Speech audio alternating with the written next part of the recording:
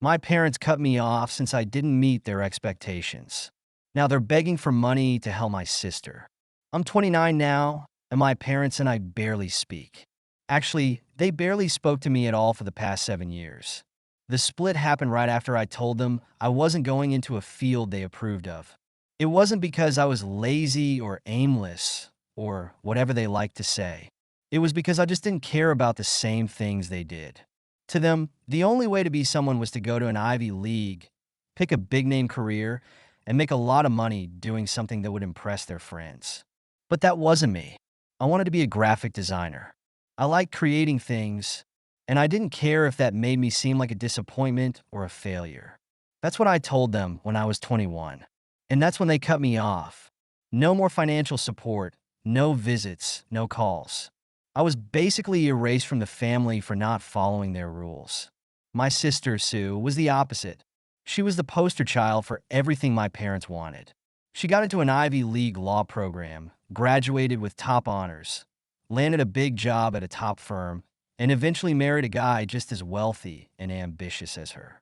They had a fancy apartment in the city, took luxury vacations, and always had the newest car. Every time she hit a milestone, my parents would make sure everyone knew. Every holiday gathering was about Sue and her achievements. Me? I wasn't even invited to most of them. Meanwhile, I was living a completely different life. After college, I worked a few different gigs, building up experience and trying to scrape together enough for rent and food. I eventually went freelance, took on bigger clients, and started making a name for myself, albeit quietly. I wasn't rich, but I was doing fine, and I was doing it on my own. It wasn't a life of status and wealth, but it was mine, and I was proud of that. For years, I'd reach out to my family here and there, just a text or a call, to say hi or let them know I was doing okay. They'd never respond. I wasn't mad, but it felt like I was a ghost. I stopped trying after a while. If they weren't going to accept me for who I was, I didn't see a point in begging for scraps of attention. Fast forward to earlier this year. Out of nowhere, my mom called me. It was almost shocking to see her name pop up on my phone. For a second, I thought maybe something happened to my dad, but when I picked up, she didn't sound upset. Instead, she was awkwardly cheerful, asking me how I'd been, saying it had been a long time. I didn't really know what to say, so I just listened while she filled me in on family updates that I had no context for. After 5 minutes of small talk, she finally got to the point. Turns out Sue's husband had been involved in some huge financial scandal. Something about a Ponzi scheme or investor fraud. I didn't get the full details because my mom sort of glossed over it. What mattered to her was that Sue's life had completely fallen apart. Her husband's assets were seized. They lost their apartment. And now she was unemployed with nothing but debt and bad press hanging over her head. It was the kind of scandal that had ripped her life out from under her. And now they were calling me because they wanted me to help her get back on her feet. My mom explained that Sue was in a dark place, struggling to move forward, and she thought it would be nice if I could let Sue stay with me for a while until she sorted things out. She just needs a bit of support right now, my mom said, as if the past 7 years hadn't happened. At first, I told her I needed time to think about it, which wasn't the answer she wanted. She got defensive, saying things like family is supposed to help family, and this isn't just about you. I pointed out that family hadn't exactly been their priority when I was struggling, and that maybe they should ask her friends for help instead. My mom didn't like that. She got all tight-lipped, said she was disappointed I couldn't put aside petty grudges, and hung up. But it didn't end there. 2 days later, my dad called, and he went a step further, suggesting that maybe I could offer Sue a job in my field. Now, I'm a freelance designer. I'm not running some big firm that's hiring staff. He made it sound like I owed it to Sue to use my connections to help her rebuild her life. This was all news to me, since they'd never acknowledged that I had any connections until now. I said as calmly as I could that Sue was not my responsibility. My dad didn't like that one bit. He kept saying that Sue was family, that she'd helped me out so much over the years. I pointed out that she'd never actually done anything for me. And in fact, she'd ignored my attempts to stay in touch after they'd all cut me off. He brushed it off like it was beside the point and started telling me that I was being ungrateful. Ungrateful? to the family who'd all but disowned me for not living up to their standards. A week later, they called me again. This time, they wanted something even more absurd. My mom suggested that I temporarily let them manage my finances because it would streamline things. She was talking about it like I was a child. And she wanted me to give them access to my bank account so they could redistribute some of my income to help Sue until she got back on her feet. It'll be more efficient, she said, like she was trying to explain simple math to me. I hung up. I didn't respond to the dozen texts that followed. After everything, they thought they could just swoop back in, dictate how I spent my money, and expect me to fund my sister's recovery. Then came the next twist. Out of nowhere, I started getting texts from family friends and mutual acquaintances saying my parents had reached out to them, worried about my sudden change in behavior. They implied I was going through some sort of crisis, and that I'd pushed away my family. One of my friends even forwarded me a message where my mom had said she was deeply concerned about the choices I was making.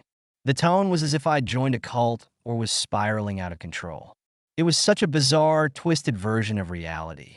All those years of silence. And now they were acting like they were some concerned, loving family that had no idea why their son had turned away from them. After that, I finally decided to cut off contact. I didn't need this drama, and I wasn't about to let them rewrite history. But then Sue herself reached out. She sent me a long, carefully worded email apologizing for everything, saying she'd had no idea I felt this way, that she thought we were still on good terms. She mentioned that she never realized how the distance between us had affected me, like it had all been some misunderstanding. Then she asked if she could stay with me for a little while. I just need a place to catch my breath, she wrote.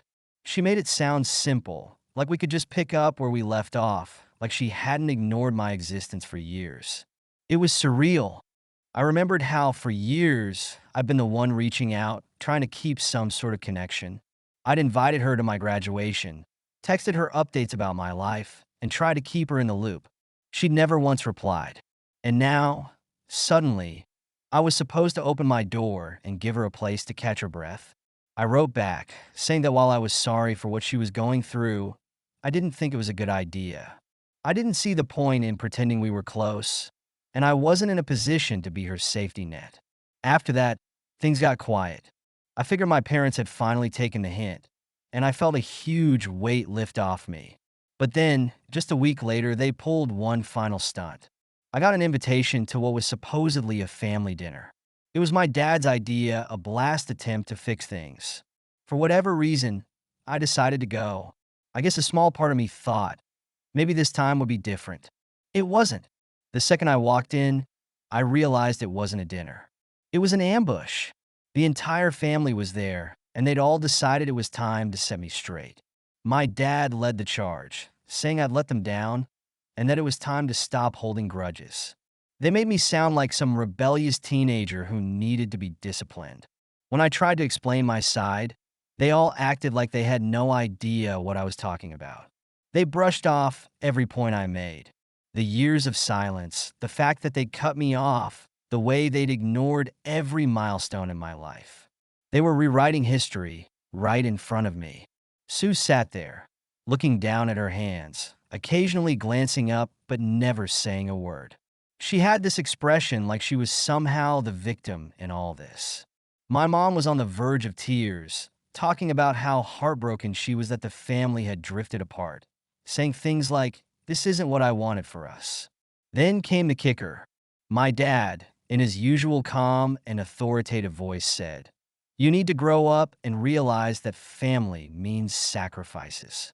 He actually said, "You're not living in the real world if you think you can ignore us and go on with your life." According to him, this whole situation was because I was selfish and living in my own little bubble. I couldn't believe what I was hearing. I'd spent years scraping by, working hard for every dollar, while they sat back and acted like I didn't exist. And now they wanted me to put all of that aside and act like we were one big, happy family? At that point, I'd had enough. I got up, looked right at Sue, and said, "Where were you when I was struggling? When I couldn't even afford to keep the lights on some months? When I reached out to you, just hoping for a text back?" Where were you?" She looked away, like she didn't want to hear it. Then I turned to my parents. I told them that family might mean sacrifices, but it's a two-way street. I told them that I'd been the only one trying for years to keep us together, and they'd push me away at every turn. I reminded them that they were the ones who cut me off when I didn't fit their mold, that they chose Sue over me every single time, and that they'd ignored every accomplishment I'd made because it didn't live up to their standards. My mom started crying, saying, "We just wanted what was best for you." My dad shook his head and said, "You're making this about you." And Sue finally spoke up, saying, "Can't we just move forward?" As if none of it mattered. I realized right then and there that they weren't going to change. They didn't actually care about me. They cared about what I could do for them. They wanted me back in the family fold, but only if it meant I'd play the part they needed me to play. The backup plan, the fixer, the one they could turn to now that their golden child was in trouble. I told them I was done. For real this time. I said that family is supposed to be there for you through thick and thin, not just when it's convenient. I said that they'd made their choices a long time ago, and now I was making mine. I told Sue that while I was sorry for what she was going through, it wasn't my responsibility to fix her life. And then I walked out. I went home that night and blocked their numbers. I unfollowed them on every social media platform and told the friends who'd been there for me what had happened. They were all supportive, reminding me that I didn't know my family anything after the way they treated me. It's been a few months since that night, and I can honestly say I feel lighter. Cutting ties with them was one of the hardest things I've ever done, but it was also the most freeing. I still think about them sometimes, especially around holidays, or when I see other people with their families. But I know that I did everything I could to make things right, and I refuse to be anyone's backup plan. Now, I'm living life on my own terms.